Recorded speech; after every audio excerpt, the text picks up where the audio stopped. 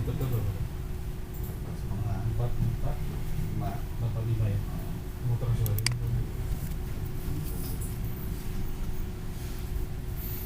Assalamualaikum Pak. TV-nya banyak lah.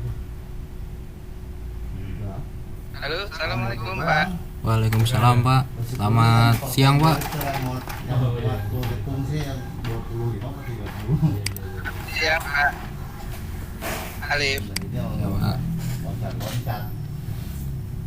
Baik Pak, bisa Suara saya terdengar jelas nggak Pak Alif?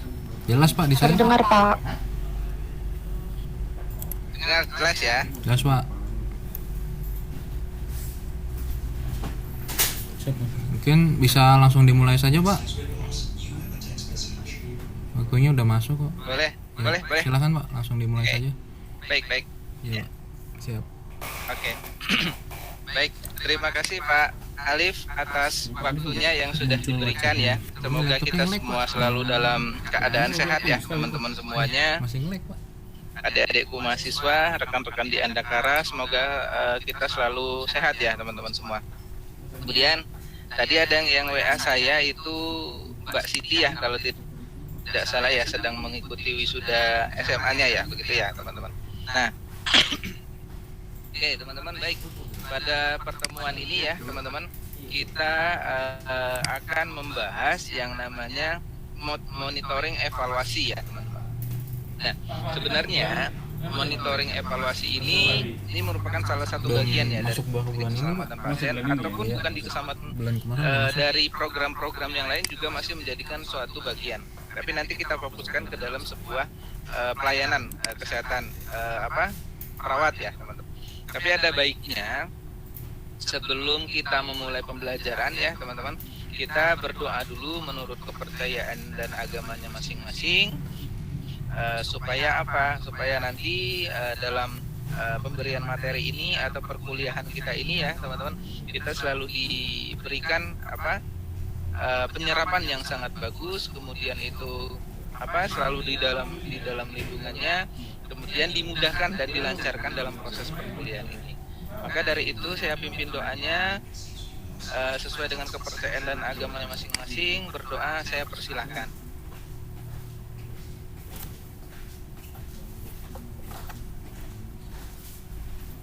Berdoa selesai.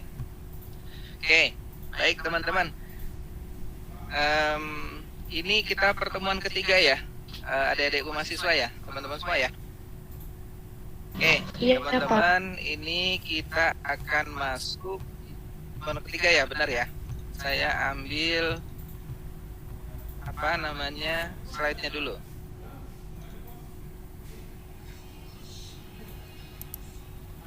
Nah, sudah terlihat belum slide-nya adik-adikku? Udah Pak. Saya pastikan dulu berjalan atau tidak ya. Sudah berjalan belum? Berjalan Pak. Oke, adik-adikku, ini nanti ada file ya yang saya akan berikan kepada teman-teman sekalian ya. Itu nanti terkait dengan salah satu kuesioner checklist ya. Kuesioner checklist apa itu? Itu adalah tentang kriteria dan monitoring evaluasi. Jadi kalau kita membahas yang namanya kriteria dan monitoring ya teman-teman, itu ada dua pembahasan sebenarnya ya teman-teman. Ada monitoring dan evaluasi. Itu merupakan suatu makna yang berbeda gitu ya teman-teman. Karena apa? Di dalam kriteria dan monitoring ya, itu sangat tepat sekali dilakukan untuk mencapai keberhasilan ya dari asuhan keperawatan tersebut. Nah, salah satunya yang ada di dalam monitoring tersebut dan evaluasi tersebut itu ada dalam keselamatan pasien. Saya bukakan dulu whiteboard-nya ya.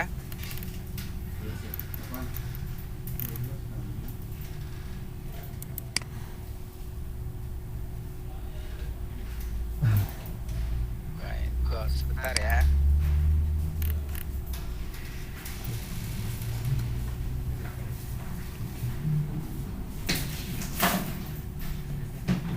Itu link apa Pak? Takutnya banyak yang bikin ya, di separuh. apa? Ini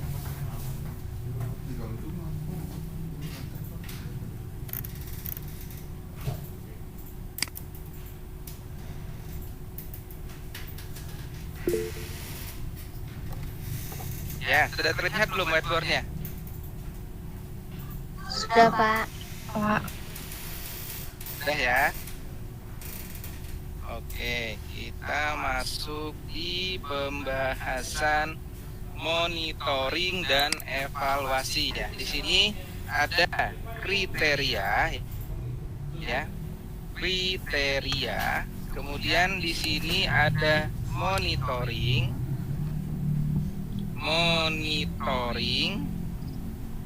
Di sini ada evaluasi. Nah, jadi teman-teman, adikku sekalian, ini semua memiliki makna yang berbeda ya, teman-teman. Nah, ini saya mundurkan dulu.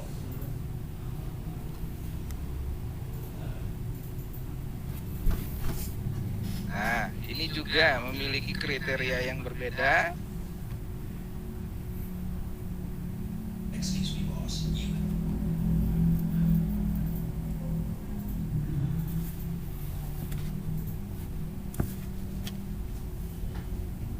Nah, sambil disiapkan catatan ya. Jadi ada kriteria, ada yang disebut dengan kriteria ya. Ada juga yang disebut dengan monitoring, ada juga yang disebut dengan evaluasi. Nah, ini semua ya teman-teman sekalian, ini diperuntukkan ya. Garis mana garis? Sebentar. Nah, ini diperuntukkan ya untuk mencapai atau mengetahui yang namanya keberhasilan. Keberhasilan dari apa? Kalau kita seorang perawat, itu adalah pencapaian keberhasilan dari yang namanya asuhan keperawatan. Nah, adik-adik sekalian nanti itu harus hatam ya yang namanya askep itu ya. Askep keperawatan. Nah, dulu itu ya, teman-teman, saya kalau tidak bisa membuat yang namanya askep atau asuhan keperawatan ini, maka saya tidak boleh mendapatkan jenjang perkuliahan selanjutnya. Misalkan setelah di semester 1 ini kan kita diajarkan ya, ada yang namanya manajemen keselamatan pasien, ada yang namanya masih ada agama ya kan, masih ada fisika, masih ada biomedik dan segala macam. Nah, nanti di semester 2 adik-adik pasti sudah diperkenalkan dengan yang namanya patofisiologi ya. Kemudian sudah diperkenalkan dengan yang namanya anatomi dan fisiologi ya. Kebetulan anatomi fisiologi itu merupakan kompetensi saya juga ya, teman-teman.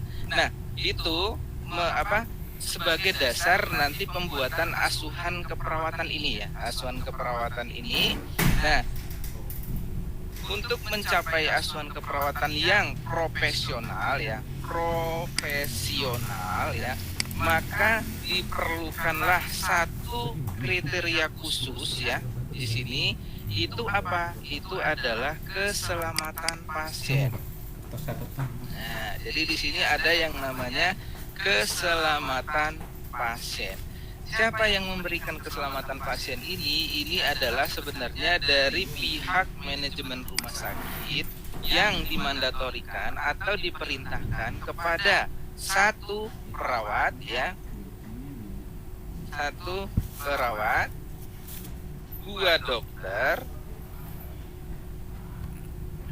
3 ini adalah tenaga kesehatan lainnya ya, nakes ya. Nakes ada orang elektromedik, kemudian itu ada yang disebut dengan farmasi dan segala macamnya. Karena kita tenaga kesehatan itu selalu berperan penting ya dalam peningkatan pelayanan standar pelayanan minimal rumah sakit. Nah, itu ya. Jadi apa yang harus kita butuhkan di sini? Kita harus mempunyai yang namanya keterampilan askep yang profesional. Sehingga apa? Kalau sudah askep yang profesional, keselamatan pasien ini bisa kita budayakan. Nah, tolong di sini diingat namanya budaya. Budaya KP. Nah, adik-adik boleh tanya ya ke rekan-rekan atau kakak kelas adik-adik atau adik-adik mahasiswa bisa tanya ke yang namanya perawat-perawat yang sudah profesional ya di rumah sakit.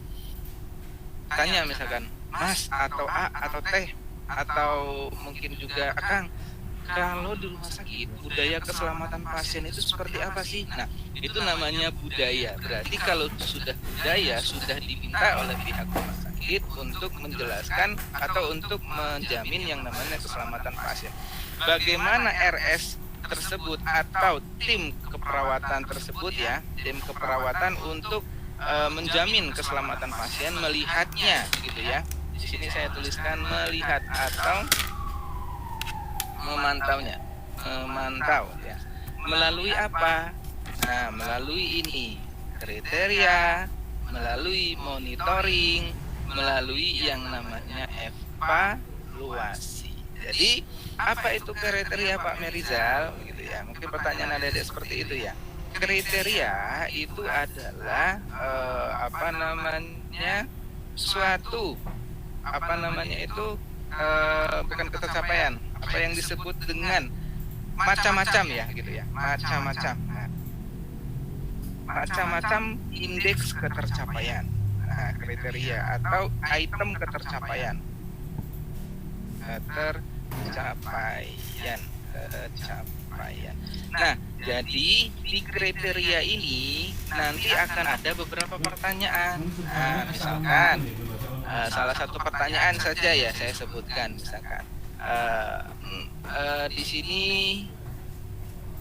Mbak Siti ya, Mbak Siti tadi lagi ini ya, lagi visit ya.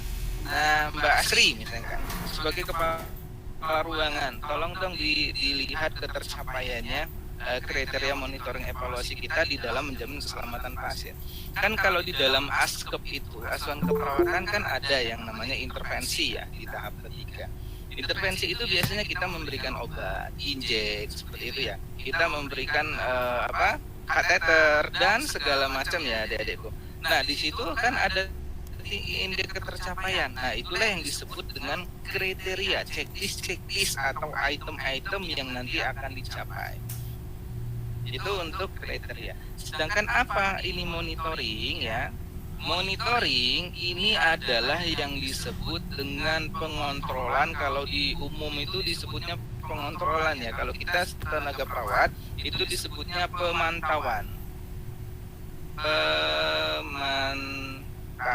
Jadi pemantauan ini kalau di rumah sakit dia merupakan suatu pencapaian tadi budaya ya. Kalau kita pemantauan di tim keselamatan pasien yang ini ya, tim keselamatan pasien kita di ruangan, berarti kita akan menggunakan pemantauan checklist yang sudah diberikan oleh pihak ini, rumah sakit tadi ya adik-adikku, sehingga nanti dari pemantauan ini ya bisa ditentukan apakah sudah tercapai tingkat ketercapaian atau belum.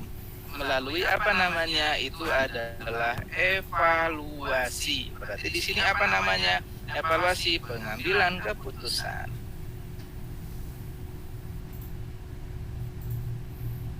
Nah, ini dia salah satunya ya. Ini dalam sebuah ketercapaian yang nanti harus kita ketahui sebagai seorang perawat dalam memberikan asuhan pasien atau asuhan keperawatan, ada hal yang harus kita ketahui juga. Tapi tolong diingat dulu ya dedekku, ini ya kriteria monitoring evaluasi tidak hanya dipelajari atau tidak hanya dilakukan di keselamatan pasien saja.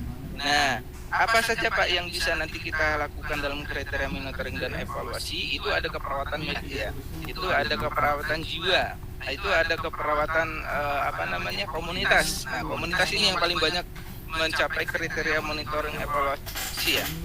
Kalau dulu itu ada namanya SMD ya. Saya tidak tahu kalau namanya sekarang apa itu di bahasa puskesmas sekarang ya. Kalau dulu namanya itu adalah SMD. Apa itu SMD? Survei mawas diri.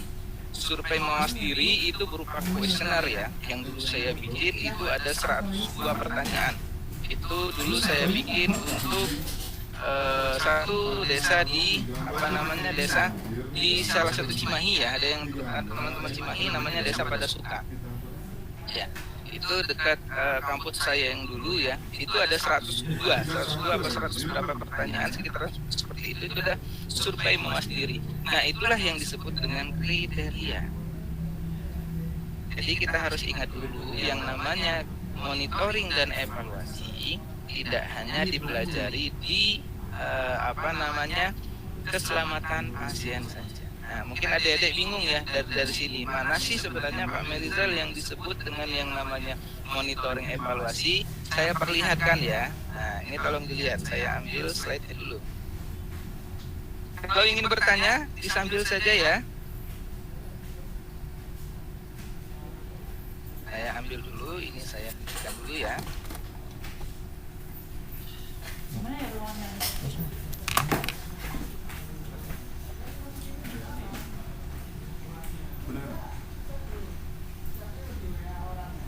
Nah, sudah kelihatan belum?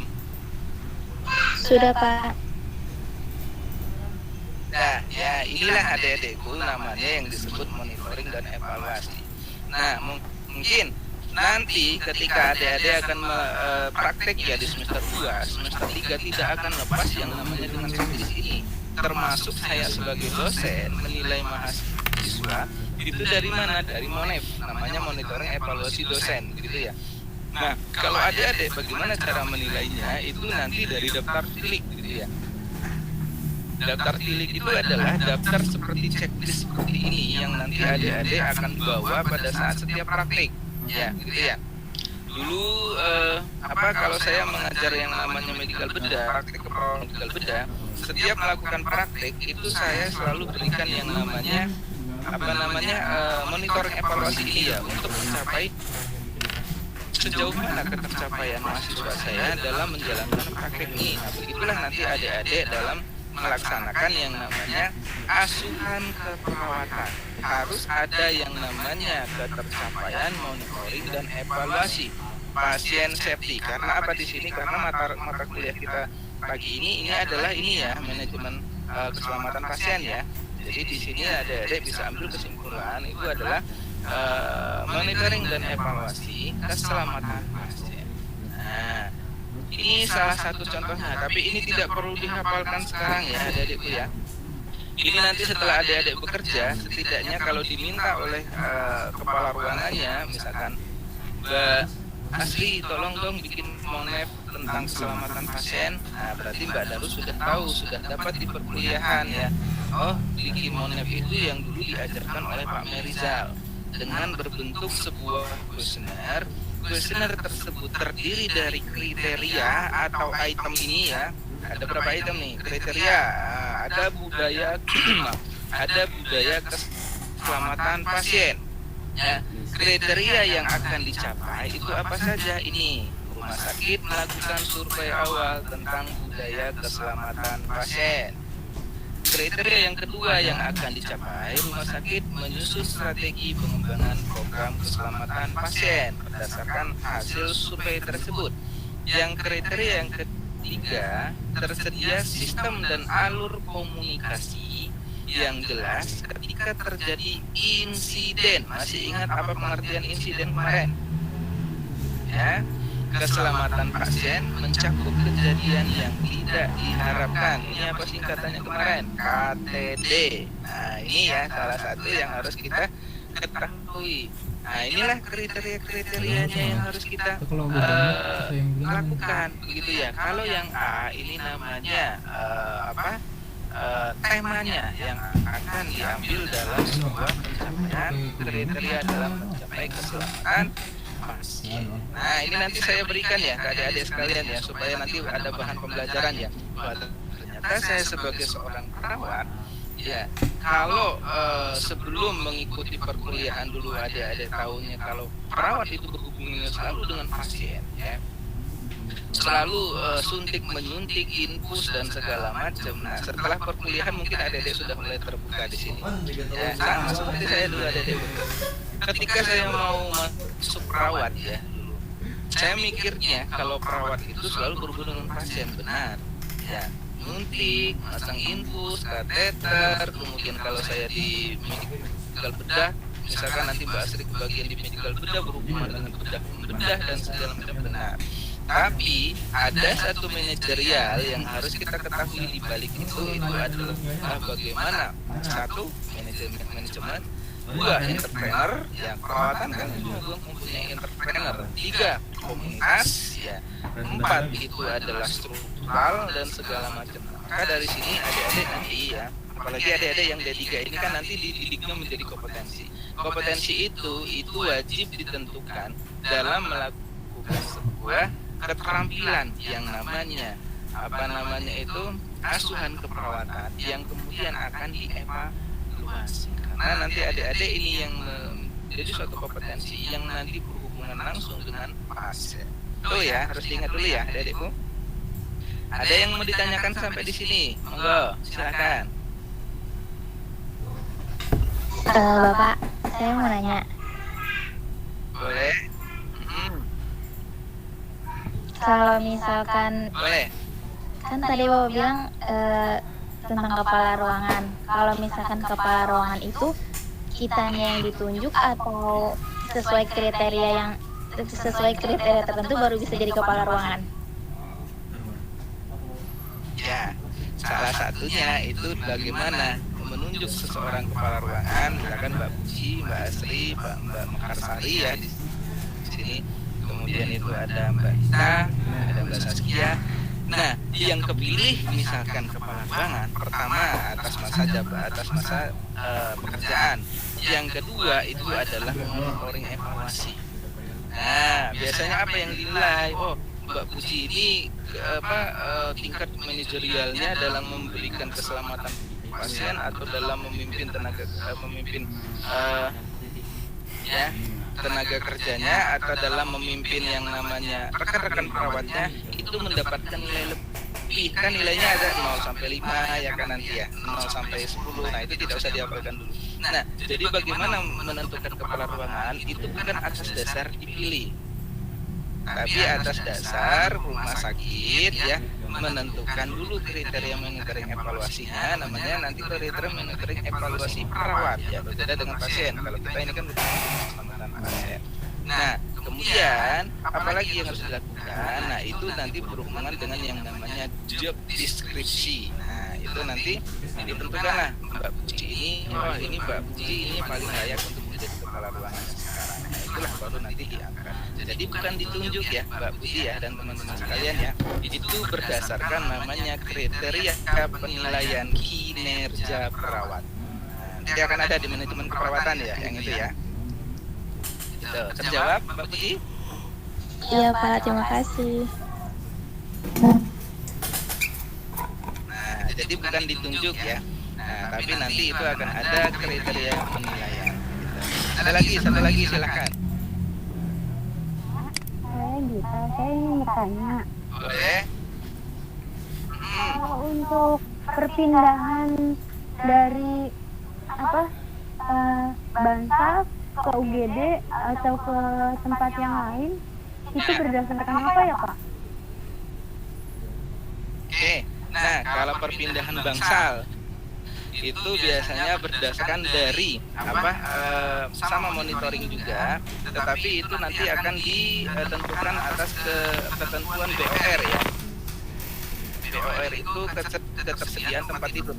Tapi teman-teman pernah dengar ya, sekarang itu yang lagi ramai di pemerintah kita ya, rumah sakit tersebut BOR-nya sudah penuh, pasien COVID tidak menerima pasien COVID. Nah, BOR itu adalah bed rate opportunity ya. Jadi itu ada ditentukan berdasarkan jumlah tempat tidur yang ada di dalam satu bangsal.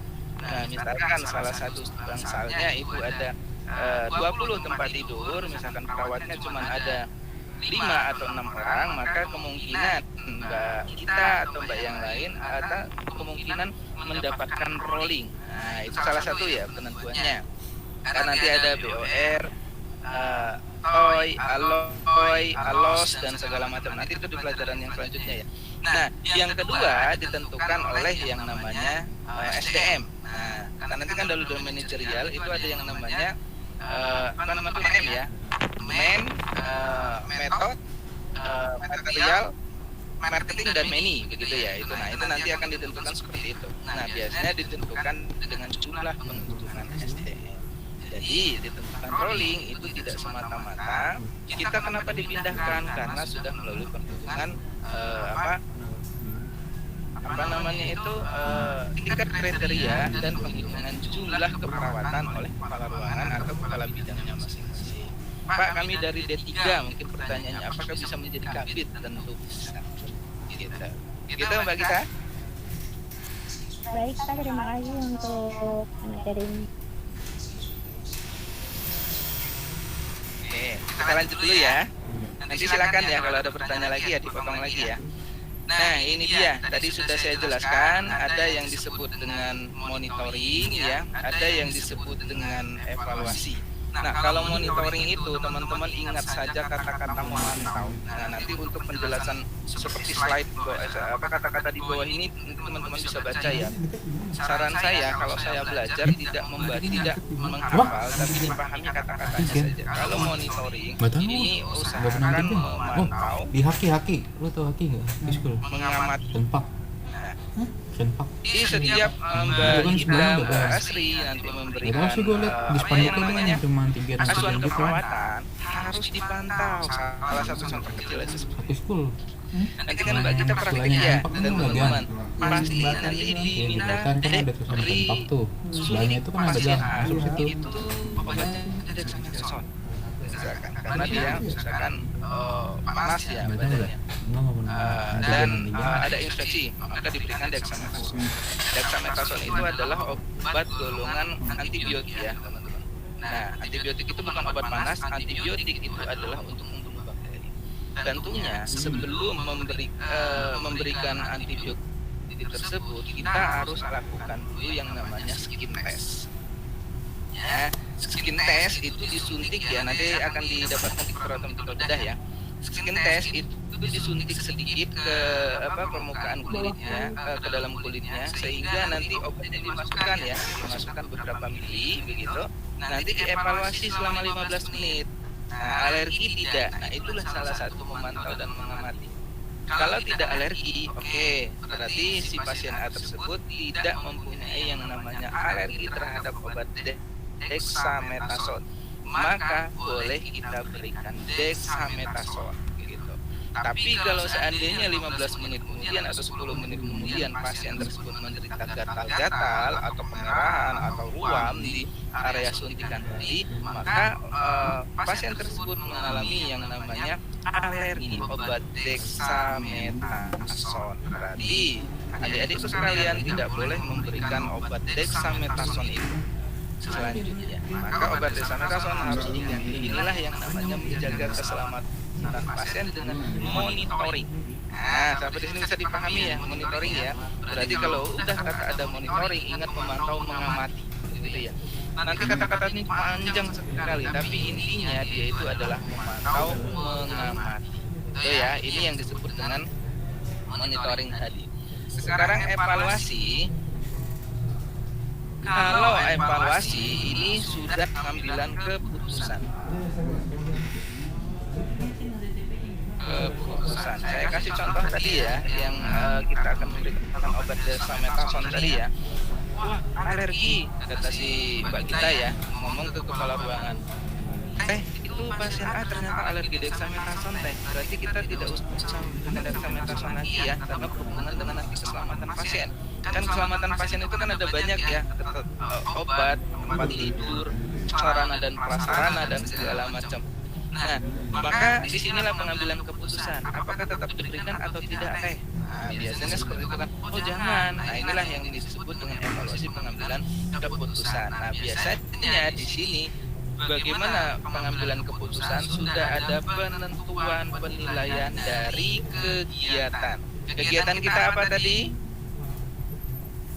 Kita kasih contoh, injek dexamethasone ya. Nah, inilah yang disebut dengan hasil evaluasi. Berarti sudah ada pengambilan keputusan. Nah, sampai di sini sudah paham ya adik-adikku, apa itu yang disebut dengan monitoring dan apa itu yang disebut dengan evaluasi. Sehingga nanti ketika teman-teman ini adik-adik sekalian memberikan asuhan perawatan itu adik-adik sudah mampu ya dalam setiap kegiatan asuhan perawatan sudah mampu menjamin keselamatan pasiennya. Gitu. Salah satu contoh tadi adalah injek. Belum nanti misalkan Mbak Asri ketemu misalkan kebagiannya nanti di ruang bedah, di ruang oka, nah itu lebih ribet nantinya ya. Belum nanti misalkan Mbak kita kebagiannya atau dinasnya di ruang IGD. IGD biasanya kan orangnya cepat semua ya. Nah, Dede boleh lihat ya di IGD itu orang-orang cepat semua, tak tik tuk ya. Karena kenapa? Di IGD tersebut dituntut ya cepat, tepat. Nah, itu ya slogan mereka itu ya. Cepat, tepat. Nah, itu. Jadi jangan heran kalau seandainya teman-teman di IGD itu tensinya itu lebih tinggi daripada kita di ruangan. Gitu. Terus gaya mereka berbicara berbeda dengan gaya berbicara kita di ruangan. Kalau kita di ruangan biasanya berbicaranya lembut ya. Pasien anu belum dikasih injek loh. Oh iya teh. Iya. Tolong dong kasih injek nanti jam 8. Nah itu biasanya perawat ruangan. Kalau di IGD nggak bisa, ada pasien baru turun dari ambulan langsung mereka itu yang tadinya lagi makan ya langsung lepas makanannya diselesaikan, dikalungin itu stetoskop, dibawa itu yang namanya sphygmomanometer.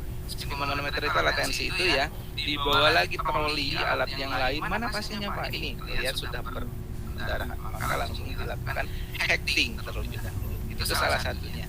Nah itu disebut dengan pengambilan keputusan. Oke. Yang ketiga itu adalah yang disebut dengan pasien safety. Nah, pasien safety sudah saya jelaskan di dasar-dasar kemarin ya, teman-teman. Itu adalah sistem di mana rumah sakit membuat asuhan lebih aman. Jadi ingat di sini ini ujung tombaknya perawat dan dokter. Dokter ya. Nah, karena kenapa yang berhubungan dengan pasien ini mereka? Ya, farmasi bagaimana? Farmasi berhubungan dengan pasien, tapi mereka tidak langsung. Ya, obat yang diminta ke farmasi otomatis sudah dari pengkajian anamnesis perawat dan dokter. Barulah si perawat dan dokter datang ke farmasi. Mbak, minta obat antipiretik dong. Teman-teman sudah tahu antipiretik belum? Barangkali pernah belajar dulu di SMA-nya atau mungkin di SMA-nya ada UKS ya dulu ya. Apa sih UKS itu? Unit Kesehatan Sekolah ya, benar ya? Ya benar ya? Iya Pak, benar Pak. Apa tuh antipiretik? Menghilang rasa sakit ya Pak. Apa tuh antipiretik? Penghilang rasa Bukan. sakit. Antipiretik itu adalah Anti panas ya. panas.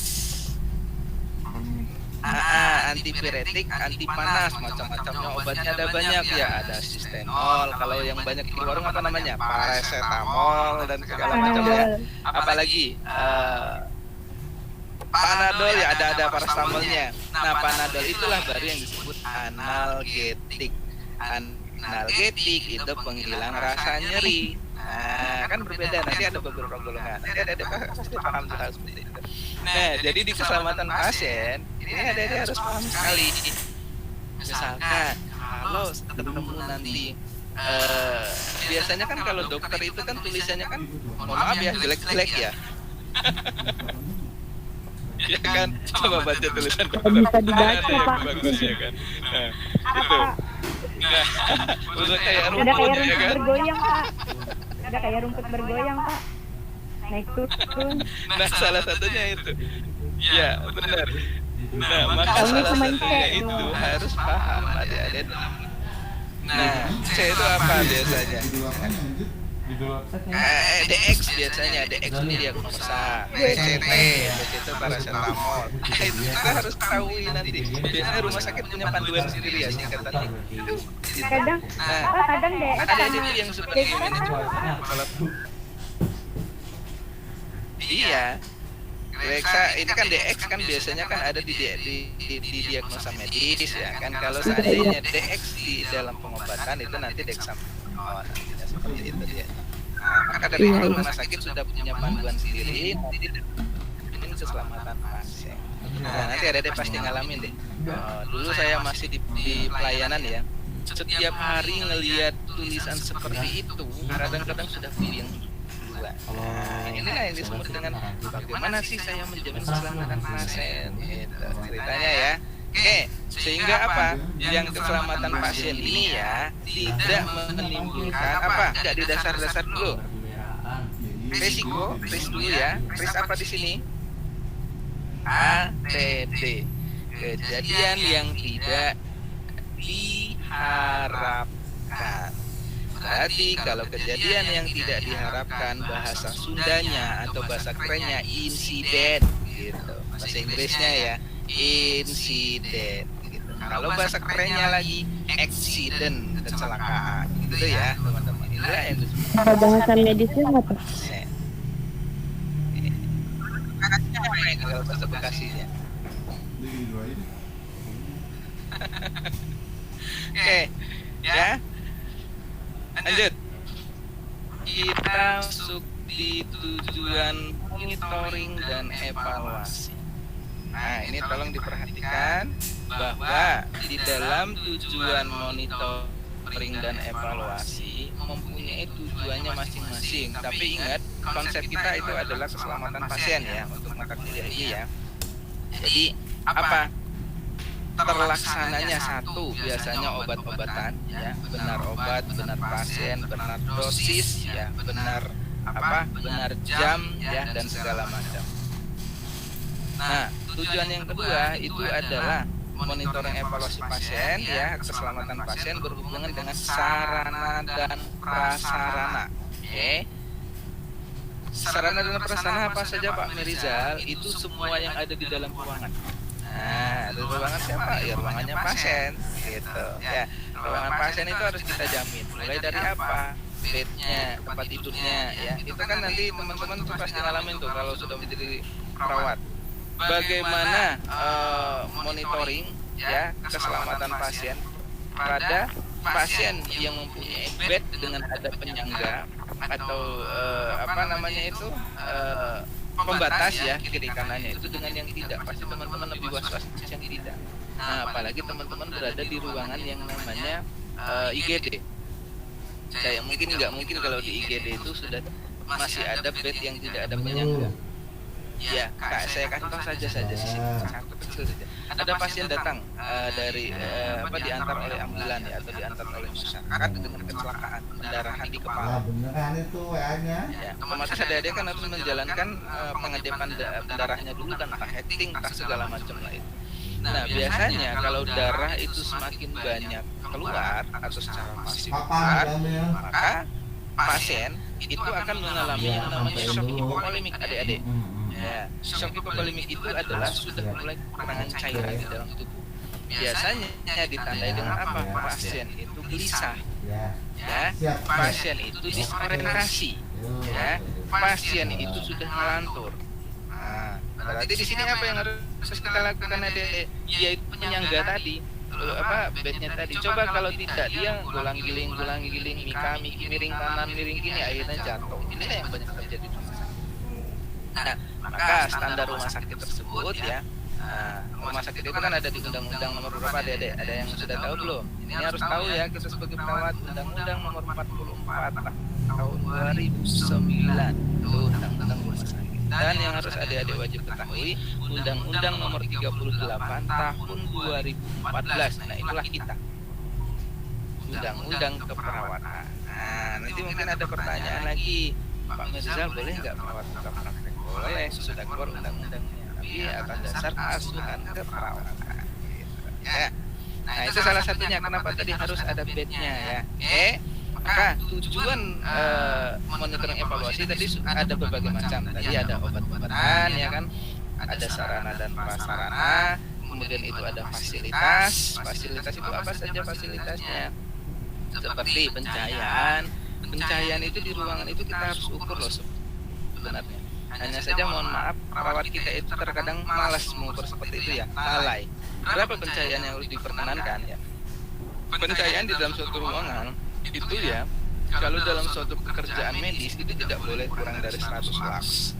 Nah, mungkin masih ingat pelajaran fisika apa sih laksmeter atau luxmeter dan segala macam ya. Itu nggak boleh. Kalau saya kepala ruangan ya, saya harus ukur semua fasilitas tersebut, termasuk laksmeternya, cahayaan dan segala macam. Oksigen itu harus diukur. Nah, itu salah satu kita dalam menjamin yang namanya keselamatan pasien. Oke, jadi tujuannya ada banyak ya adik-adik sekalian ya. Ada terkait obat-obatan, terkait sarana dan prasarana, terkait fasilitas, terkait SDM dan segala macam. Jadi ini tujuan keselamatan pasien ini, tujuan monitoring keselamatan pasien ini ada banyak sekali. Nah ini dia. Ini yang paling penting nih, pelaksanaan monitoring evaluasi ya seorang perawat ya di rumah sakit tersebut. Ini manajemen rumah sakit pasien CDI itu adalah satu, kalau di rumah sakit dilaksanakan oleh pimpinan rumah sakit ya. Kalau di provinsi dilaksanakan di dinas kesehatan, kalau di pusat dilaksanakan oleh Persi atau KKPRS. Komite, K-nya ini komite, K yang satu lagi keselamatan, P-nya ini pasien, R-nya rumah, S-nya sakit. Persi ini adalah Persatuan Rumah Sakit Indonesia. Nah, inilah yang wajib kita ketahui. Nanti kalau adik-adik sudah lulus ya, sudah lulus dari D3-nya, dari perawatannya, pasti adik-adik akan tergabung dalam ini. Ya, siapa tahu nanti Mbak Asli jadi PNS, adanya di dinas kesehatan, ya kan? Gitu. Siapa tahu Mbak Gita ya. Mbak Gita nanti jadi yang namanya wakil direktur rumah sakit, nanti bergabungnya di sini. Ya. Karena kita untuk menjadi direktur sampai sekarang belum bisa ya adik-adik. Ya, kenapa kita belum bisa menjadi direktur? Karena menurut Undang-Undang 44 tahun 2009, direktur itu diperuntukkan dokter. Apakah boleh jadi kepala puskesmas? Boleh. Perawat boleh. Apakah bisa jadi kepala dinas kesehatan? Bisa. Kecuali rumah sakit masih diperuntukkan. Ya, ini yang harus kita pahami dalam pelaksanaan monitoring dan evaluasi keselamatan pasien. Maaf, mau sampai di sini yang mau ditanyakan silakan. ini Asri mau nanya yang tadi yang KKPRS itu apa Pak? Komite ya apa? KKPRS, Komite Keselamatan Pasien. Komite K pertama itu adalah komite, K kedua itu keselamatan, P-nya itu pasien, RS-nya itu adalah rumah sakit. Jadi seperti contoh saya ya, saya seorang perawat ya adik-adik. Saya seorang perawat, ngambil S2-nya, saya masih di kesehatan, tapi mungkin sudah tidak berfokus di pelayanan lagi adik-adik ya, karena saya lebih cenderung dalam pengelolaan ya gitu. Nah, tergabung dalam yang namanya KKPRS di salah satu rumah sakit di Jogja gitu. Itu salah satu contoh ya. Nah, itu tidak menutup kemungkinan adik-adik nanti setelah lulus dan segala macam pasti mungkin akan bergabung di sini gitu. Ya siapa tahu nanti Mbak Gita lulus melamar di rumah sakit A misalkan, atau di rumah sakit yang besar di sana itu apa Siloam misalkan ya, apalagi Harmina dan segala macam. Pas keterima mungkin bisa jadi langsung CI dan segala macam, itu tidak menutup kemungkinan. Jadi kalau sudah CI clinical instructor sudah wajib paham ini. Gitu, ya. Ada lagi, satu lagi silakan yang mau ditanyakan. Belum bisa lanjut. Sudah. Kuliah dengan saya tidak usah tegang ya adik-adik ya. Kalau bisa minum silakan. Itu pun offline ya. Kalau di kelas itu saya persilahkan adik-adik untuk minum ya. Mau minum teh silakan, mau ngopi juga silakan. Asal jangan makan. Kalau makan nanti kedengaran, makanya nanti makan kacang alpro kriuk katanya kan. Nah, itu makan dari teman yang lain. Kalau minum silakan, minum kopi, minum teh silakan. Oke. Saya izin bertanya, kalau seumpama kita lanjut. Boleh. Maka untuk masalah ASKEP ya Pak, ASKEP ya. untuk perencanaan itu Kenapa? kalau kita merencanakan tindakan nih sebanyak-banyaknya, tapi kita nanti pas di apa namanya, apa sih itu pelaku tindakannya melakukan tindakannya nggak semuanya yang kita rencanakan. Kayaknya implementasi lupa. Pas di implementasi kita nggak semua yang kita rencanakan. Terus itu bagaimana ya Pak? Bisa boleh atau enggak? Terus ntar kalau dievaluasi yang sesuai di implementasi aja, apa yang sesuai di intervensi? Ribet banget dah. Oke. Ini apakah Pak Merizal boleh gitu ya? Saya melaksanakan asuhan keperawatan itu yang intervensinya tadi tidak sesuai dengan implementasi, begitu pertanyaannya ya? Bukan implementasi nggak sesuai dengan intervensi. Ini saya. Oke, implementasi tidak sesuai dengan intervensi, gitu ya? Iya Pak. Saya whiteboard. Ini pertanyaan bagus, tapi sebenarnya ini teman-teman harus ketahui dulu ya teman-teman. Untuk ASKEP-nya nanti dipelajari di ini ya, di teman-teman ketahui dulu. Nanti akan ada asuhan keperawatan 1, asuhan keperawatan 2, asuhan keperawatan 3. Ini sudah kelihatan belum whiteboard-nya? Sudah Pak. Nah, ini saya hapus ya. Saya hapus dulu.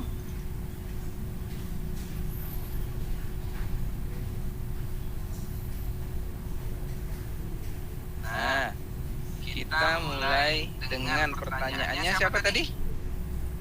Saya Pak Gita. Siapa tadi yang kita ya? Ya Pak. Kita ya tadi ya? Kita ya? Nah, jadi ASKEP itu ya teman-teman, ASKEP ini memang tidak luput dari keselamatan pasien ya teman-teman. Nanti teman-teman silahkan tanya sama kakak kelas kalian atau tanya sama rekan-rekan perawat nanti pada saat praktek gimana caranya menjamin keselamatan pasien. Pasti ada keselamatan pasien itu mulai ASKEP dari apa? Satu, anamnesis ya, anamnesis ya. Saya besarkan dulu.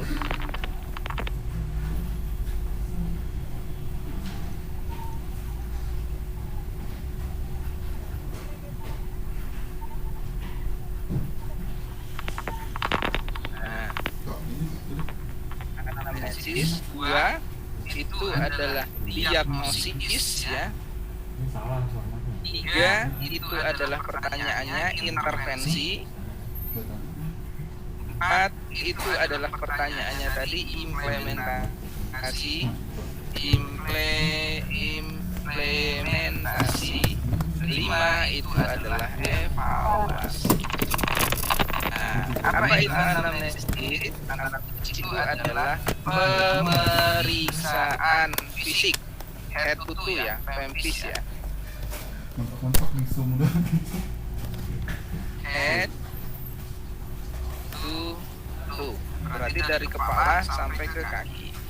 Diagnosis ya, diagnosis ini adalah apa namanya itu calon rencana tindakan atau hasil dari kesimpulan anamnesis ya,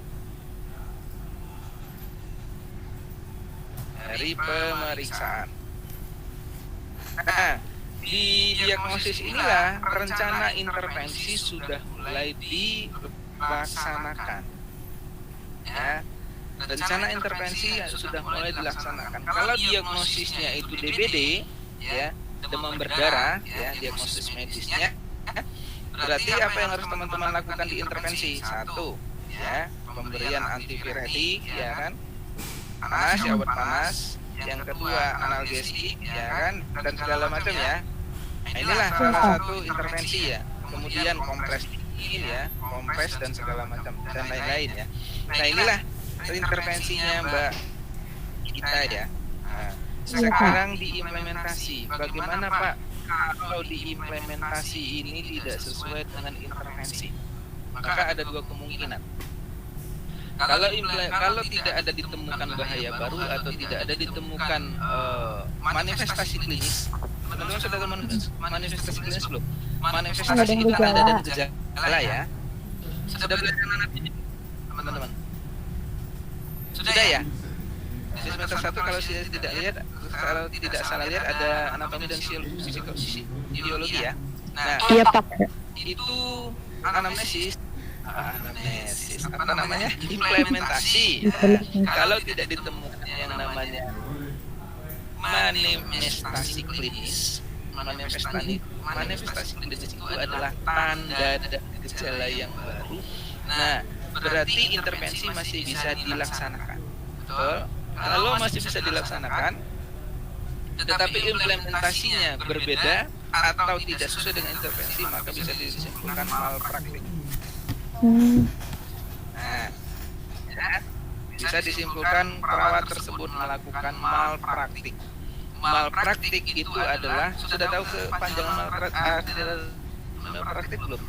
Belum Pak. Kesalahan atau kejadian yang tidak dilakukan dari tindakan medis atau asuhan perawat. Itu malpraktik. Tapi kalau seandainya implementasinya itu berbeda dengan intervensi atas dasar tadi manifestasi klinisnya ada yang baru, yang tadinya Mbak Asri dan Mbak Gita memeriksa dia panas, sejam kemudian dia menderita sakit kepala, sementara di intervensi belum dituliskan obat sakit kepala, maka boleh dilaksanakan pemberian obat sakit kepala. Itu bukan malpraktik, tetapi atas dasar ditemukannya manifestasi klinis baru. Nah, boleh saja jika ditemukan manifestasi klinis baru pada saat anamnesis, ya, si pasiennya ngeluh, saya kok pusing banget ya, dari kapan Bu? Hari jam 2, sementara kan kita anamnesis kan pagi ya, jam 8. Berarti ya pusingnya tidak terkaji dong. Kalau dia baru mengeluh hari jam 2, maka boleh ditambahkan di sini obat pusing. Apa sih namanya kalau kita di warung makanan namanya? Bodrek Pak. Panadol, segala macam. Bodrek, enggak jangan ya. Seperti tidak jadi masalah. Tapi ini dasar pengkajian. SK dan SP boleh, monggo silahkan. Itu namanya obat generik semua ya. Atas dasar ASKEP tadi harus dirubah. ASKEP nanti kan berhubungan dengan yang namanya status pasien. Nah, di keselamatan pasien, ASKEP itu selalu harus diperhatikan. Nah, ditambahkanlah nanti oleh Mbak Gita. Di mana? Di kolom nanti status pasien. Jam 2 pasien mengeluh pusing, misalkan begitu. Nah, nanti sudah diberikan apa namanya itu kafein ya, kafein anggaplah jangan banyak-banyak, kafein 20 mg misalkan ya, kafein 20 mg atau obat pereda sakit kepala 20 mg. Nah, di jam 3 berarti nanti si perawat dinas selanjutnya sudah menghitung. Nah, Mbak Gita sudah harus hitung 8 jam kemudian berapa? 8, 4, 5, 6, 7, 8, 9, 10 ya, 11. Berarti di jam 11 malam dia diberikan lagi obat analgesik tadi gitu. Oleh perawat yang dinas boleh saja, tapi atas dasar ada manifestasi klinis baru. Terjawab Mbak Gita? Terjawab Pak, terima kasih. Tapi ini nanti dipelajari lebih lanjut ya, jangan dulu di sekarang ya. Nanti ini kan kita nanti ada ASKEP ya. Ini menurut saya ASKEP itu pelajaran yang paling susah. Kenapa saya sebutnya yang paling susah? Itu banget Pak. Karena teman-teman harus banyak menulis nantinya. Ada kakaknya yang perawat nggak? Teman-teman. Apalagi kalau udah urusan dengan pet flow Pak. Ada. Ada Pak. Iya, kalau udah dengan itu berbeda ya, itu sudah nanti berhubungan dengan patofisiologi cash flow Nah ya. itu Pak, aduh pusing Pak Jadi ada kalau udah pet flow. patogenesis. Enak kok itu. Enak Kita enak buat diagram patogen kan. kenapa bisa Mbak Asri ini pusing? Nanti kan ada gejalanya, tulis semua, ada gambar-gambar batang. Apalagi TBC Pak. Kasusnya mana? Silakan ada lagi. Nggak ada, Pak. Iya, benar. TBC. Lanjut ya. Iya, Pak, lanjut. Materi lagi.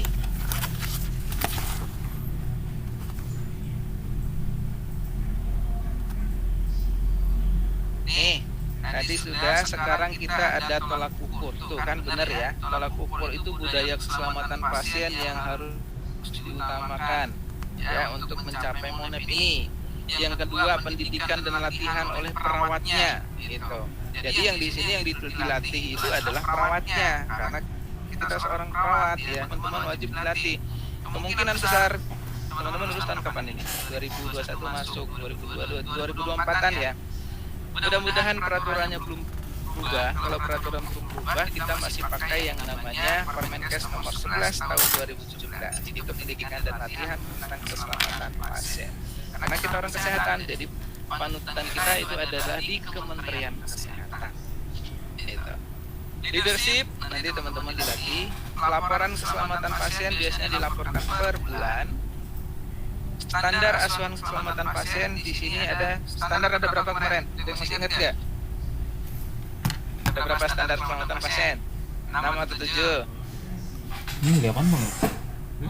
Ayo buka lagi jawab catatannya kemarin. Ada tuh 7. Kalau yang 6 apa teman-teman? Tujuan keselamatan pasien, goals-nya ya. Benar, setuju. Nah, itu ya teman-teman, kita harus tahu standar-standar ini, kemudian ada implementasi, sasaran dan keselamatan pasien. Oke. Kemudian ada peran keperawatan dalam mendukung ya penerapan keselamatan. Nah, ingat ada keterlibatan dalam pembentukan tim mutu ya. Mutu ini adalah baik dari mutu keperawatan ataupun mutu dari rumah sakit. Tapi kalau kita perawat, kita fokuskan di mutu keperawatan. Jadi perawat itu teman-teman mempunyai yang namanya standar penjaminan mutu keperawatan.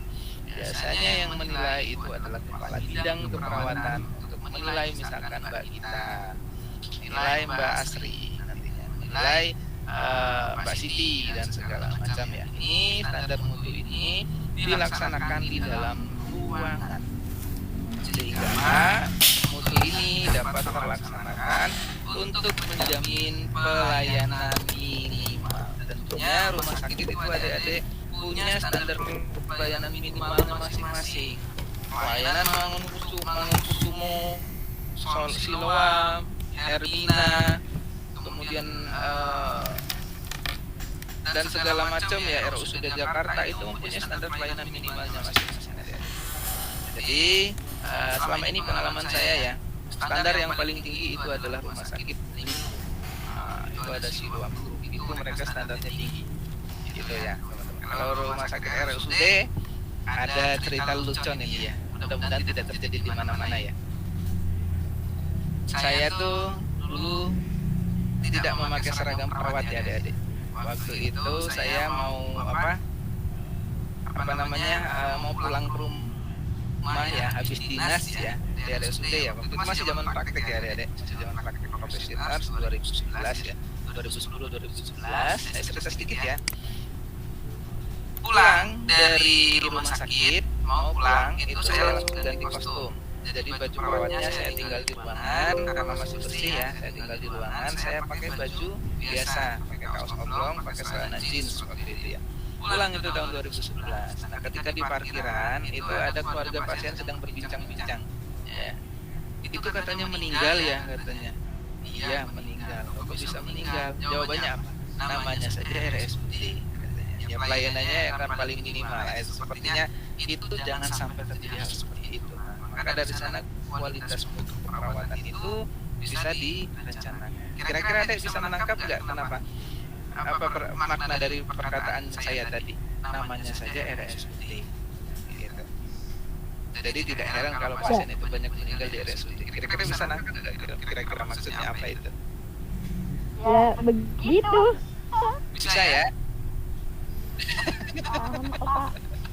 Ya kalau mulut-mulut orang Iya, mah ya. begitu, Pak. Jangankan yang RSUD yang Iya. rumah sakit tipe C aja jadi omongan, Pak. Oke, ya, yang jelas karena memang pelayanannya jauh dibandingkan pelayanan rumah sakit swasta. Itu yang kita lakukan. Oke, ya siapa tahu nanti ada di PNS, ya kan? Tidak jadi menutup kemungkinan, gitu. Ya. Yang kedua itu ada sosialisasi. Yang ketiga pengalaman komitmen harus ditentukan ya.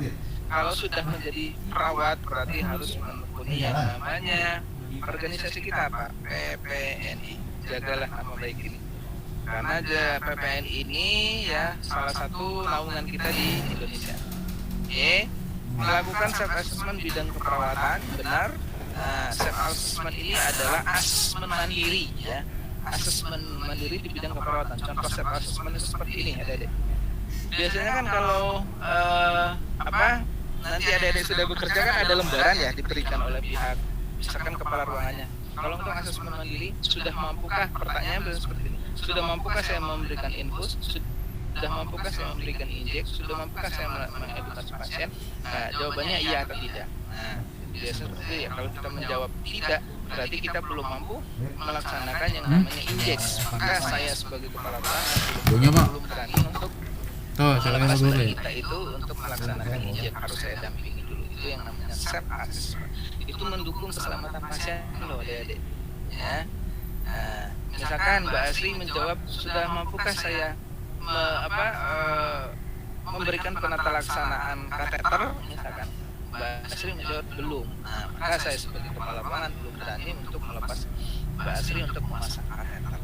Gitu ya. Maka harus saya dampingi sampai Mbak Asri. Itu yang namanya self-assessment mandiri. Fungsinya ini adalah mendukung penerapan keselamatan pasien. Bisa dipahami ya self-assessment ya. Asesmen mandiri untuk perawatnya masing-masing. Gitu ya. Kemudian ada standar penyusunan SOP. Standar ada 7 yang nanti harus teman-teman susun sesuai dengan materi yang kita lihat di minggu belakang. Ya. Alur kegiatan baik klinik maupun manajerial ini juga harus dipersiapkan. Alur keperawatan baik klinik maupun manajerial ya berarti apa? Mulai dari PP ya, EPA perawat asier, naik lagi menjadi PP perawat pelaksana, CI, kemudian itu naik kepala ruangan, dari kepala ruangan naik ini kepala bidang ya, dari kepala bidang naik ke komite, biasanya seperti itu. Jadi itu mempunyai alurnya masing-masing dalam pemberian asuhan keperawatan. Oke. Sampai di sini ada yang mau ditanyakan dulu untuk mendukung penerapan pasien safety, sudah jelas ya? Perawat terlibat dalam kejaminan mutu jelas, perawat sosialisasi jelas, baik sosialisasi kepada SDM ataupun sosialisasi kepada segala macam. Perawat menjamin komitmen, ya komitmen sebagai saya seorang PPNI, dan perawat juga harus menjamin komitmen terhadap rumah sakit dan terhadap pasien sampai dengan alur. Nah, yang ini ada yang mau ditanyakan tidak? Yang ini, kalau ada silakan.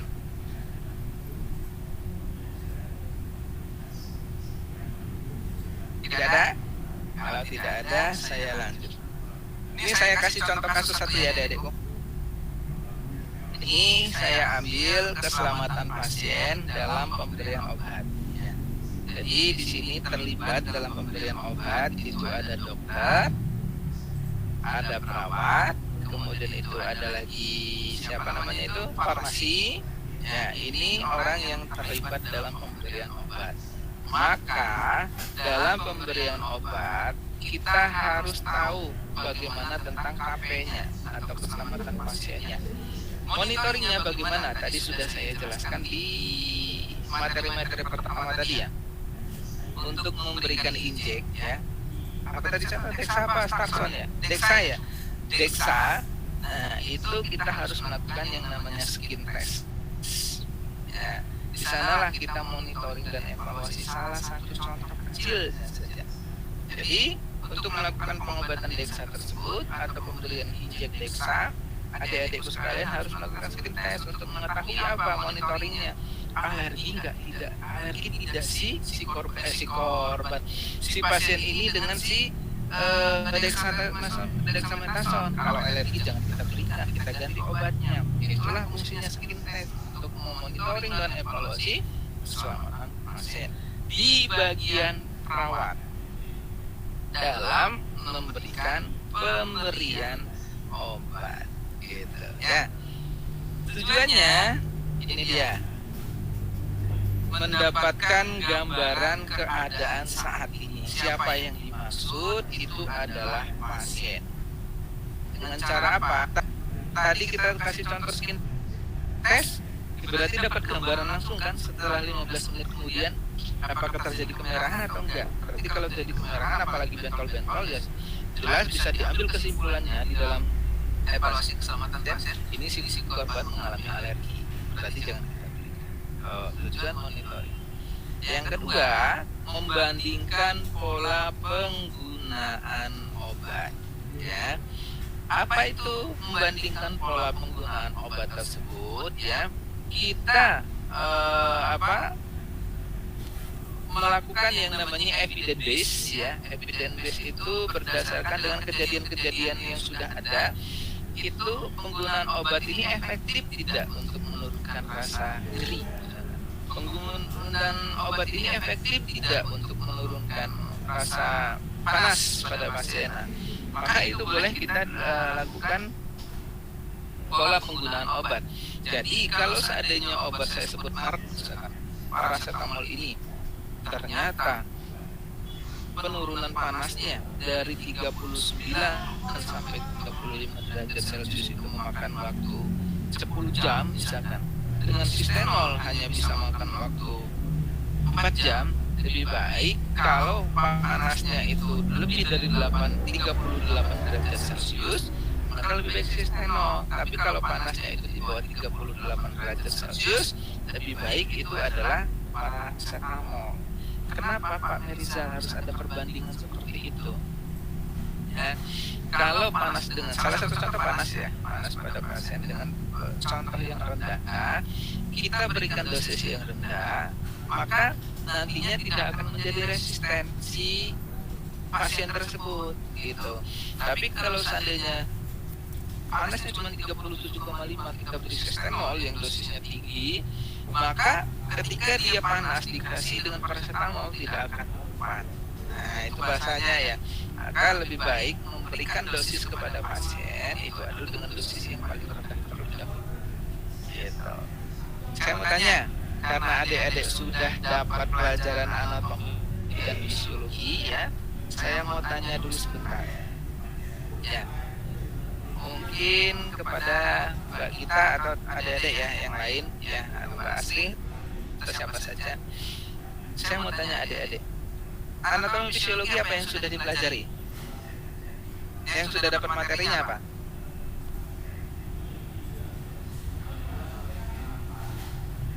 Apa adik-adik yang sudah hari mungkin minggu kemarin apa yang pelajari anatomi fisiologi?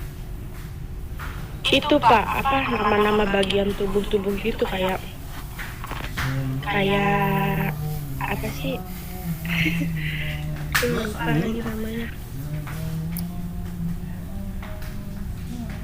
Apa? Bagian tubuh yang mana? Muskuloskeletal, tulang, organ atau apa? Atau sel atau apa?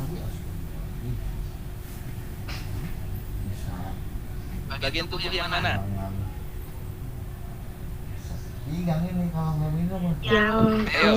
Bagian tubuh yang mana? Yang mesodermal kayak gitu Pak. Oh. Kulit, tulang juga. Oke, berarti ini berhubungan dengan anatomi dan fisiologi. Sekarang saya kasih contoh. Iya Pak. Adik-adik diberikan materi anatomi dan fisiologi karena anatomi itu adalah struktural tubuh manusia. Fisiologi fungsi dari tubuh manusia tersebut itu berbeda. Ya, anatomi struktural dari tubuh manusia manusia. Fisiologi itu adalah fungsi dari tubuh manusia tersebut, dari fungsi sel, fungsi jaringan, dan fungsi organ. Maka di sini salah satu contoh pembandingan dengan penggunaan obat. Nah, kalau adik-adik nanti nyeri atau mendapatkan pasien dengan pendarahan, nah anggaplah nama-nama tulang sudah dipelajari belum? Nama-nama kulit sudah dipelajari belum? Mudah-mudahan sudah ya. Anggap saya jangan dulu pakai bahasa medisnya deh, jangan dulu kita jangan dulu pakai bahasa tibia, fibula, radius lunanya, kita pakai pendarahan pada lengan bawah. Nah, apa yang harus kita berikan penggunaan obatnya? Itu kan ada obat penghentian darah. Nah, supaya darahnya tidak terlalu cair ya. Kalau cair ya otomatis darahnya makin banyak ngucur, makin banyak keluar. Maka kita berikan yang namanya Calnex. Biasanya yang obatnya namanya Calnex. Nah, untuk anti nyeri dan pembekuan darah. Nah, salah satunya itu dibandingkan Calnex tersebut dengan apa? Dengan obat yang lain supaya apa? Dapat memberikan efektivitas dan efisiensi pada penggunaan obat tersebut. Itu salah satunya kenapa harus ada paham anatomi dan fisiologi dalam nanti memberikan farmakologi. Gitu. Ya, itu salah satu contohnya.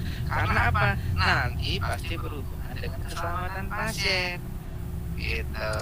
Kalau seandainya sakitnya berada di kepala misalkan ya jangan ada berikan obat mah begitu, itu salah satu fungsinya. Otak fungsinya apa? Ya kan, memberikan perintah kepada seluruh tubuh manusia. Lambung fungsinya apa? Memecah-mecah makanan, bukan mencerna. Mencerna ada di mana? Ada di usus. Gitu ya. Kita harus tahu itu dalam membandingkan nanti tujuan keselamatan monitoring untuk mencapai keselamatan pasien. Kemudian ini berhubungan dengan pertanyaannya Mbak Gita tadi ya, menilai pengaruh intervensi atas pola penggunaan obat. Nah ini juga kalau ditemukan manifestasi klinis baru maka boleh obatnya dirubah. Tapi kalau tidak ada ditemukan manifestasi klinis baru, teman-teman memberikan obat yang berbeda dengan intervensi, maka bisa dinyatakan dengan malpraktik keperawatan. Itu ya. Kemudian ada tujuan ESO ya. ESO ini nih efek samping obat ya. Apa ya kalau saya dulu bilangnya itu? Ya, efek samping obat, tanda dan gejala selain tanda dan gejala ketika sedang diberikan obat. Maka dalam pemberian obat itu harus dimonitoring evaluasi per 10 menit sampai 20 menit. Itu fungsinya kenapa? Dalam pemberian obat ya kita harus monitoring evaluasi dalam keselamatan pasiennya. Misalkan tadi Starsolnya sudah masuk ya, dexamethasone sudah masuk ya, injek. Tidak mempunyai alergi tadi injeknya sudah masuk. Dexamethasone 500 mg via intravena melalui infus. 15 menit kemudian ada harus datang pasien. Bu, ada sesak enggak? Ada gatal-gatal enggak Ibu? Ada pusing enggak Ibu? Ada sakit enggak Ibu? Enggak, berarti efek samping obat tidak ada.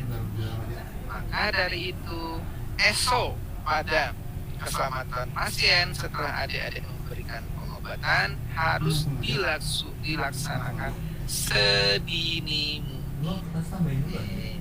Nah, tapi ini bisa dipahami ya, ini baru pengetahuan obatnya. Masih banyak sekali monitornya evaluasi yang lain. Kateter, ya. Kalau kateter, memasukkan kateter ke genetelia baik laki-laki perempuan, laki-laki atau perempuan ya. Pasti mewakili nantinya pada laki-laki nantinya ya. Nah, 15 menit harus dipantau. Mbak yang diberikan laki-laki ya kok nanyanya ke Mbak ya. Gimana Pak perasaannya? Masih sakit atau tidak? Itu salah satu yang diberikan. Sudah bisa pipis belum Bapak? Mas, sudah bisa pipis belum Mas? Itu adalah dalam pemantauan ESO. Gitu ya. Menentukan preferensi ESO ya, faktor mengenal semua faktor yang mungkin dapat mempengaruhi timbulnya ESO. Berarti di sini jelas ya, sesuai dengan pertanyaan-pertanyaan. Setelah memberikan obat, harus ada yang namanya pemantauan yang harus kita berikan setiap selesai atau pasca pemberian pengobatan. Jangankan pengobatan. Ini saya cerita sedikit, ya. Kalau di ruangan operasi, nanti kan ruangan operasi, ruangan bedah itu kan nanti ada pasca bedah, pos bedah, ada ruangan OK-nya ya. Tergantung nanti ada dapat. Misalkan si pasien tersebut habis dibedah, misalkan appendicitis. Appendicitis tahu ya? Apa sih namanya itu? Khusus buntu ya. Khusus buntu ya. Appendicitis itu adalah khusus buntu. Ya. Setelah dilakukan operasi, nah berarti dari ruangan operasi tersebut si pasien kan dikembalikan ke ruangan pasca operasi, ya kan? Atau pemulihan atau ruangan pemulihan dulu ya. Nah, setelah dari sana itu kan harus dipantau per 15 menit, masih terdapat pendarahan enggak, pendahannya ini 15 menit lagi dipantau terus. Nah, itulah yang namanya yang keluar checklist tadi ada. Nah, itu nanti kan setiap ruangan kan pasti punya standarnya masing-masing. Nah, itulah yang nanti adik-adikku sebagai perawat nanti harus punya keterampilan dalam melaksanakan pemantauan pasca tindakan medis. Ya, dari ini perawat dan dokter paling utama harus memeriksa pasien. Adik-adik mungkin sehabis lulus bisa cari setting latihan keselamatan pasien. Itu banyak sekali yang dilaksanakan. Karena apa? Itu diperuntukkan untuk perawat dan dokter dan tenaga medis. Ya. Ada yang mau disampaikan sampai di sini? Belum saya lanjut, kan? Tidak ada? Kalau tidak ada, kita lanjut lagi. Di sini ada yang namanya memantau ESO. Tadi kan monitoring evaluasi secara keseluruhan ya. Sekarang sudah mulai mengkerucut ya. Tapi saya cuma kasih contoh satu ya dalam pemberian ya. Nanti untuk tindakan bedah, tindakan KGD, tindakan yang lain adik-adik bisa pelajari lagi ya nanti di mata kuliah lain-lain. Nah, memantau ESO ya, menganalisis laporan ESO, yang kemudian mengidentifikasi obat dan pasien ya, mengisi formulir ESO, melaporkan ke panitia ESO. Ini biasanya berhubungan dengan pemantauan obat. Tapi kalau yang ini ya, adik-adik ini mungkin teman-teman bisa laporkan ke kepala ruangan saja, nanti kepala ruangan yang melaporkan ke yang namanya KKPRS tadi ya, Komite Keselamatan Pasien. Kalau di rumah sakit mungkin ada yang namanya tim keselamatan pasien. Tugasnya kita ada di sini menganalisis, mengidentifikasi obat, mengisi formulir terkait dengan siswa tersebut. Oke. Kemudian kepatuhan pasien ya, kepatuhan pasien ini bisa dilihat dari terapi tidak optimal, terapi gagal, terapi komunikasi sehingga akan menjadi seperti ini. Tingkat kepatuhan, tingkat info dan mengenai obat dan musik. Maka dari sini ya, kepatuhan obat perlu sekali yang namanya peran perawat. Peran perawat ya. Nah, kalau lagi begini kan susah ya. Nah, adik-adik bisa lihat gambar ini, saya gedekan sedikit. Ini gambar dalam si perawat dan dokternya sedang memberikan edukasi kepada seorang pasien. Ya, mungkin saya ambil kesimpulan di sini si dokter dan perawatnya, bapak obatnya sudah diminum belum si pasien. Mana bapak sekarang kan sudah waktunya minum obat, ya kan? Nah, bagaimana kalau bapak lalai dalam minum obat?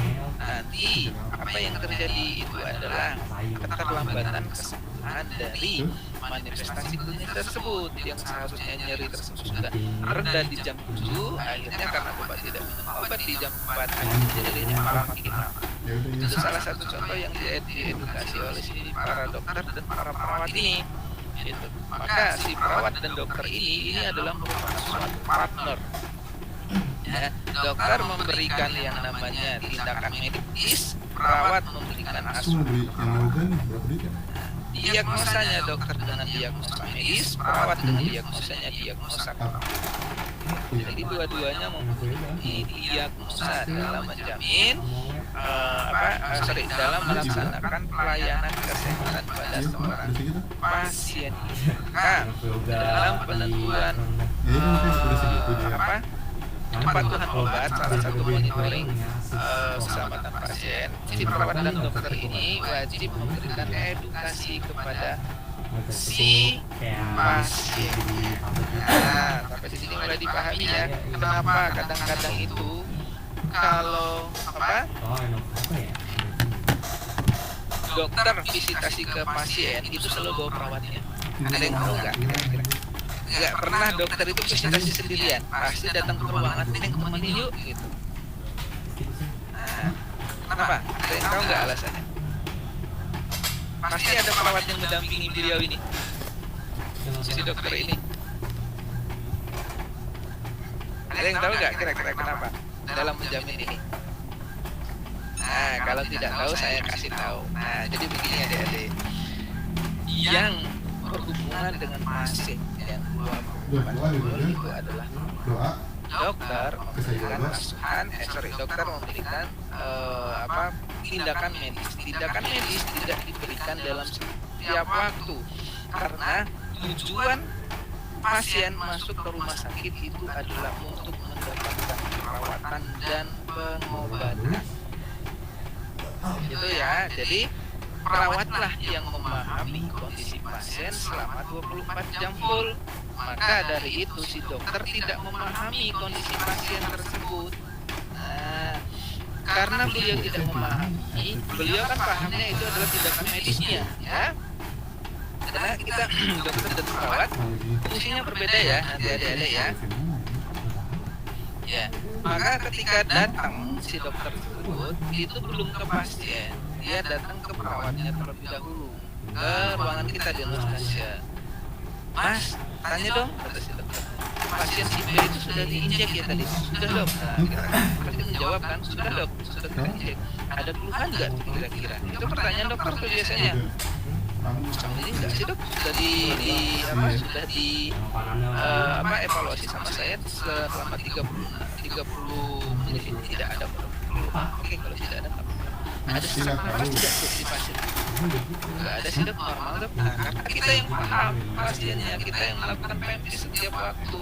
Biasanya jam 7 pagi kita lakukan PMI, jam sore ya kita lakukan PMI juga, pemeriksaan fisik, kita vital biasanya itu yang sering kita lakukan. Maka setelah dokter tersebut mendapatkan informasi dari perawat, barulah si perawat dan dokter ini datang ke pasien didampingi oleh perawat. Jadi dokter tanya, "Gimana Bu, Pak, perasaannya hari ini?"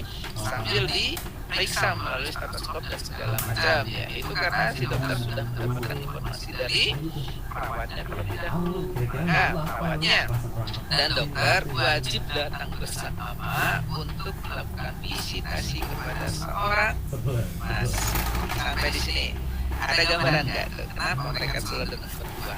Kenapa nggak dokternya sendiri yang datang? Pasti nggak akan mau. Gitu. Karena apa? Status pasien itu ada di dalam nurse station. Nurse station itu apa? Itu adalah ruangannya perawat tersebut. Jadi dokter tidak boleh membawa status pasien. Perawat pun tidak boleh. Harus ditaruh di nurse station. Oke, sampai di sini kenapa sudah tahu ya kenapa perawat dan dokter itu kalau visitasi itu datang selalu berdua, nggak perawatnya sendiri, nggak dokter sendiri. Ya karena itu tadi. Gimana sampai di sini? Sudah tahu ya alasannya kenapa? Kemudian terakhir itu adalah konseling adik-adikku. Konseling ini berhubungan dengan apa? Ini kita ingat tujuan pertama tadi baru obat-obatan ya adik-adikku ya. Nanti untuk yang lain nanti adik-adik akan dapat yang lain ya. Untuk monitornya evaluasi ini saya kasih contoh saja ya supaya tidak ngawang ya. Saya kasih contoh untuk monitornya evaluasi di bagian obat. Identifikasi diselesaikan masalah, kemudian apa tujuannya, nama obat ya kan, tujuan pengobatan untuk apa obatnya, anti panas, anti nyeri, anti radang dan segala macam, jadwal pengobatan di jam berapa, cara penggunaan, bagaimana lama penggunaan berapa jam ya, berapa hari biasanya nih ya. ESO ya itu tadi efek samping obat, tanda toksisitas, toksis ini keracunan ya, Jadi yo, masa sih? keracunan obat. Ini Naruto. Cara penyimpanannya bagaimana, kan kita ada yang namanya banker atau lemari obat. Penggunaan obat-obat lain dari sini jika ada. Inilah yang namanya monitoring dan evaluasi Temen gue ada keselamatan pasien. Jadi kalau teman-teman mau lihat lebih jelas di 7 standar ya, 7 standar evaluasi itu ada 7 standar keselamatan pasien, ada monitoring dan evaluasinya masing-masing. Nah, kalau mau tahu buka lagi slide saya kemarin. Slide saya kemarin itu kan ada standar 1 tentang apa, di bawahnya ada kriteria dan evaluasi. Nah, tapi itu cukup dibaca saja. Yang saya sampaikan hari ini itu terkait dengan teknisnya. Nanti teman-teman melihat masing-masing pertanyaan dari slide ini. Kan di bawahnya itu ada masing-masing. Sampai di sini ada yang mau ditanyakan? Silahkan jika ada. kos kita praktik. Enggak, masih ada lagi ngaco. Masih. Ada adikku? Masih kan. Pak, Astri mau nanya. Boleh, silakan. Enggak mau kacau. Nanti kalau misalkan pelajaran asli itu yang ngajar Bapak ya, Pak? Oh, kalau askep itu tergantung dari prodi ya, nanti adik-adik sekalian ya. Iya, Pak. Nanti disiapkan oleh prodi ya. Yang mudah-mudahan kalau bisa bertemu lagi dengan saya ya, alhamdulillah ya adik-adik. Ada lagi? Ini alat nih. Iya, Sudah, Pak. Nah, Pak Puji tidak ada yang ingin ditanyakan? Tidak, Pak. Bentar. Tidak? Oke. Kalau tidak ada, adik-adikku ya. Jadi ada 3 materi ini ya. Ini setidaknya sudah membuka gambaran terlebih dahulu ya. 3 materi dari hari pertama, dari materi pertama sampai sekarang ternyata memang penting ya. Salah satunya kita menjaga keselamatan pasien.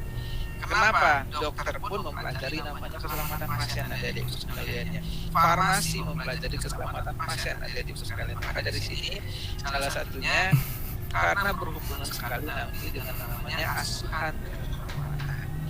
Nah, saya harapkan untuk pertemuan pagi ini adik-adik bisa memahami ya adik-adikku. Nah, sebelum saya tutup, saya pimpin lagi dengan doa ya adik-adikku. Alhamdulillah kita sudah menyelesaikan materi ya. Materi hari ini, maka untuk menutup materi pada hari ini saya pimpin lagi doa. Saya persilakan untuk berdoa sesuai dengan pertanyaan masing-masing. Dipersilahkan. Lalu tadi nggak lihat gua tapi enggak lu. Selesai. Adikku itu ya materi kita pada pagi hari ini. Kita ketemu lagi di minggu depan ya, adik-adik. Mudah-mudahan tidak berubah lagi jadwalnya ya, sesuai seperti ini ya teman-teman. Itu karena kepada Pak Alif ya. Saya tutup. Assalamualaikum warahmatullahi wabarakatuh. Waalaikumsalam warahmatullahi Untuk Mbak Asri, Iya, Mbak Pak. Asri nanti absen lagi ya Mbak Asri ya. Iya Pak, siap. Iya, Pak. Terima kasih Pak. Isi lagi nanti dikirim ke saya lagi ya. Nanti buat saya bukti Andakara ya. Iya Pak. Oke, monggo Pak Alif silakan. Ya siap. Sekian mat kuliah hari ini. Kita tutup Terima aja. kasih, Pak. Terima kasih Pak. Terima kasih, Pak. Sama-sama. Terima kasih Pak. Selamat siang Pak.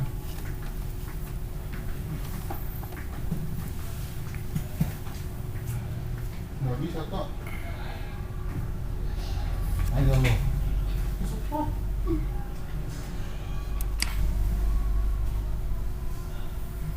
Halo Pak Alif.